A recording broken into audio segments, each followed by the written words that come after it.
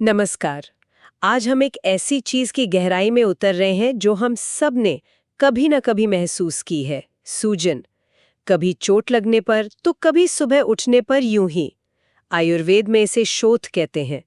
ये सिर्फ एक फुलावट नहीं, बल्कि शरीर का एक खत है, एक संदेश। सवाल ये है कि इस संदेश में लिखा क्या है और इसे समझने के लिए चरक संहिता हमारी कैसे मदद करती है। बिल्कुल सही जगह से शुरू किया आपने।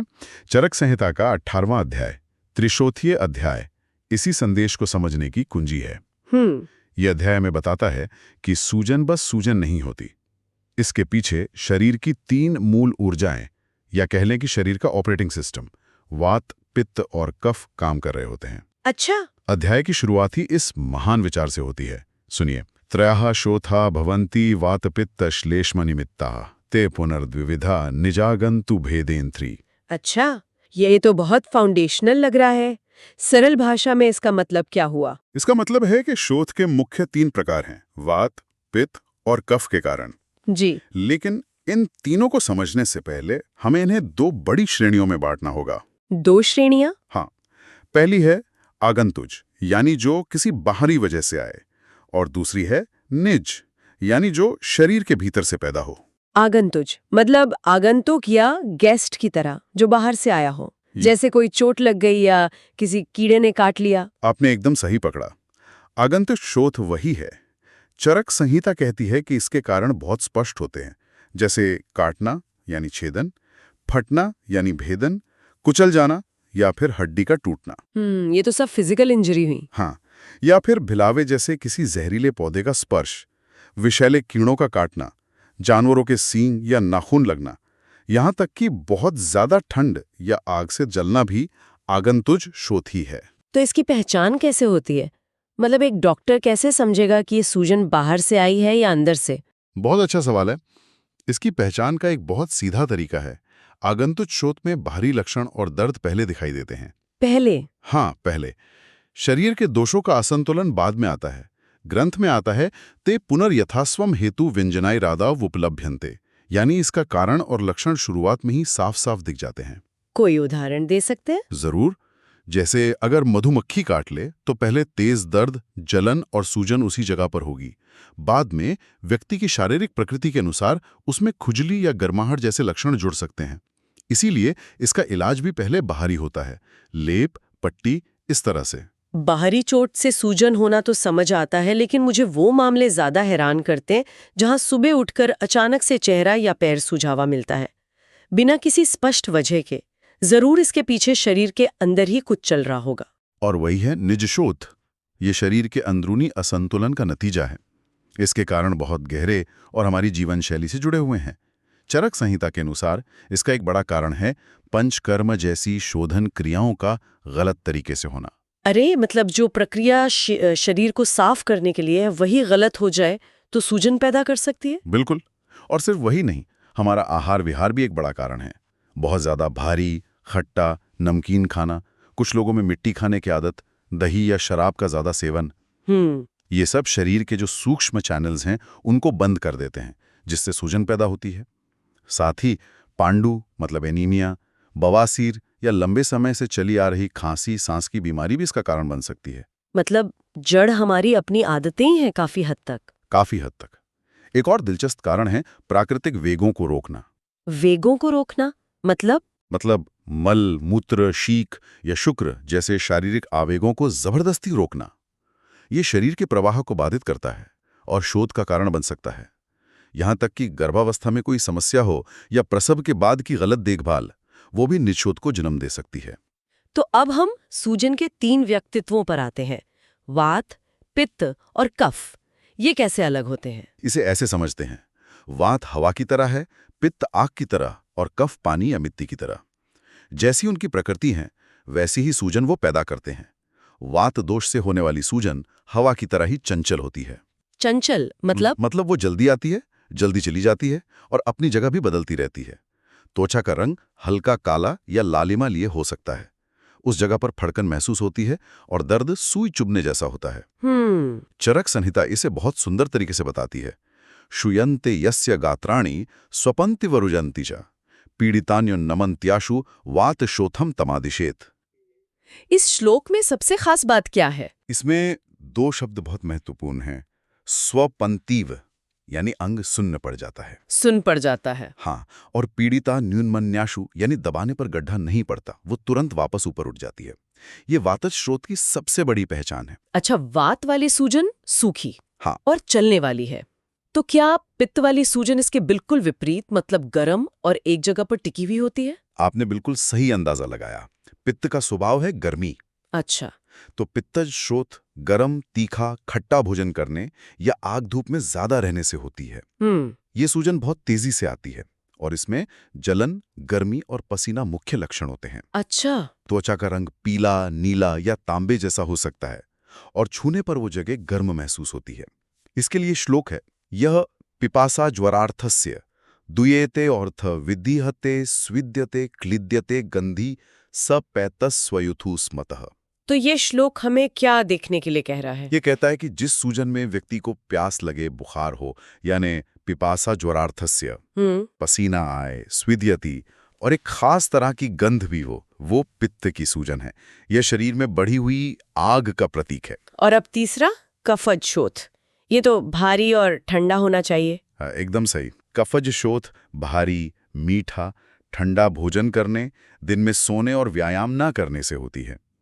यह सूजन वात के बिल्कुल उलट धीरे धीरे आती है और बहुत देर में जाती है। अच्छा, मतलब ये स्टबर्न है। हाँ, कह सकते हैं। ये भारी, स्थिर और ठंडी होती है। इसमें खुजली होती है और इसकी सबसे बड़ी पहचान, जैसा कि मॉडर्न मेडिसिन में भी कहते हैं, कि दबाने पर गड्ढा पड़ जाता है, जिसे पिटिंग इडीमा कहते हैं। बिल्कुल। चरक संहिता ने हजारों साल पहले ही इसे पहचान लिया था। वो कहते हैं, शीत सक्त गतिर्यस्तु कंडुमान पांडुरेव च निपीड़ितो नुन्नमति श्वयथु सकफात्मकः। और इसमें वही गड्ढे वाली बात कहाँ है? इसका सबसे महत्वपूर्ण हिस्सा है निपीड़ितो नुन्नमति, यानी जिसे दबाने पर वो जल्दी ऊपर न उठे। यह कफज शोथ की अचूक पहचान है। ये वर्गीकरण तो कमाल का है। ये सिर्फ लक्षणों की सूची नहीं, बल्कि शरीर की कहानी कहने का एक तरीका है। पर क्या कुछ सूजन दूसरों से ज्यादा खतरनाक हो सकती है? क्या कोई खतरे के संकेत भी होते हैं? हाँ, आयुर्वेद में हमेशा साध्यता यानी रोग ठीक हो सकता है या नहीं, इस पर बहुत विचार किया गया है। शोथ के बारे में भी स्पष्ट निर्देश हैं। कुछ लक्षण बताते हैं कि स्थिति गंभीर है। जैसे पुरुषों में अगर सूजन पैरों से शुरू होकर ऊपर पूरे शरीर में फैल जाए या स्त्रियों में चेहरे से शुरू होकर नीचे की ओर फैले, तो उसे बहुत कष्टकारी माना जाता है। ग्रंथ कहता है, यस्तु पादाभिनिर्वृत्तः शोतः सर्वांगगो भलेत जंतो सच सुकष्टः स्यात् प्रसृतः स्त्री मुखाच यह 16। मतलब सूजन किस दिशा में जा रही है, ये बहुत मायने रखता है। बहुत ज्यादा।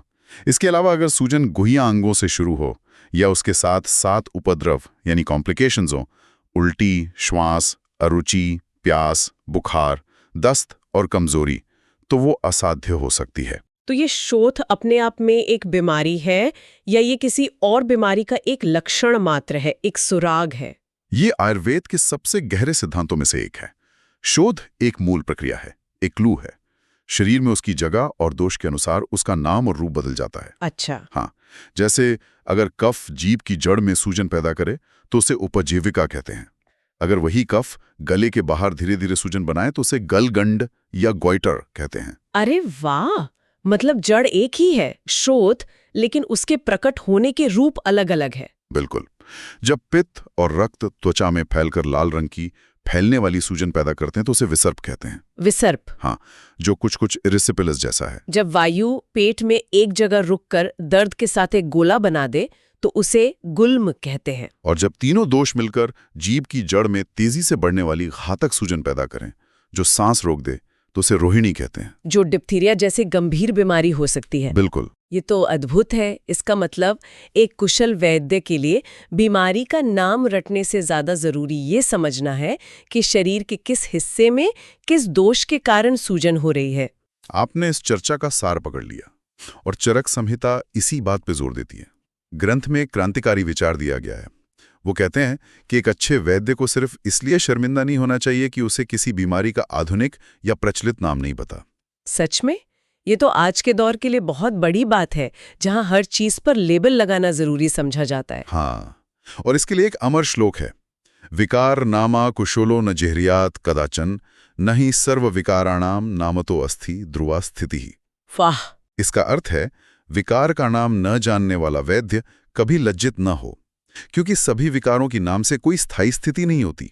नाम तो बदलते रहते हैं, पर शरीर का सत्य नहीं बदलता। तो फिर उपचार का आधार क्या हो? अगर नाम महत्वपूर्ण नहीं है तो एक वैद्य किस आधार पर इलाज करे? उपचार का आधार है त्रिसंधि, यानी 3 चीजों को समझना। चरक कहते हैं कि इलाज शुरू करने से पहले ये 3 बातें जान लो। पहला, विकार प्रकृति, यानी रोग किस दोष के कारण हुआ है। दूसरा, अधिष्ठान, यानी रोग शरीर के किस स्थान पर है। और तीसरा, समुत्थान विशेष, यानी रोग का असली विशिष्ट कारण क्या है। इन तीनों को समझ लिया तो नाम की जरूरत नहीं। मतलब क्या बीमारी है से ज्यादा जरूरी है ये बीमारी क्यों, कहाँ और कैसे है। बिल्कुल, अंतिम सूत्र यही कहता है, तस्माद् विकार प्रकृतिर अधिष्ठानांतराणी च समुत्थान विशेषांश्च बुद्ध्वा कर्म समाचरेत। 46, यानी इन तीनों को समझकर ही वैद्य को अपना काम यानी उपचार करना चाहिए। ये वन साइज फिट्स ऑल के बजाय पूरी तरह से व्यक्तिगत चिकित्सा का सिद्धांत है। तो आज की हमारी ये यात्रा एक साधारण से लक्षण सूजन से शुरू हुई और आयुर्वेद के सबसे गहरे दार्शनिक सिद्धांतों तक पहुंच गई। हमने समझा कि शोध सिर्फ बाहरी चोट का नतीजा नहीं, बल्कि हमारे खानपान, आदतों और शरीर के अंदरूनी संतुलन का आईना है। वात, पित्त और कफ इसे अलग अलग रंग और रूप देते हैं। और सबसे बड़ी सीख ये है कि शरीर को टुकड़ों में नहीं, बल्कि एक संपूर्णता में देखना चाहिए। रोग का लेबल लगाने की जल्दी करने से बेहतर है कि हम उसके कारण, उसकी प्रकृति और उसके स्थान को समझें। चरक संहिता का यह दृष्टिकोण हमें याद दिलाता है कि स्वास्थ्य का रास्ता शरीर के संकेतों को गहराई से सुनने और समझने से होकर गुजरता है। इस पूरी चर्चा के बाद एक सवाल मन में उठता है। आज के आधुनिक चिकित्सा में, जहां डायग्नोसिस और बीमारी का नामकरण ही इलाज का पहला और सबसे जरूरी कदम माना जाता है, क्या चरक संहिता का ये नाम अज्ञेय और कारण केंद्रित दृष्टिकोण हमें स्वास्थ्य और चिकित्सा को देखने का एक ज्यादा मानवीय और असरदार रास्ता दिखा सकता है?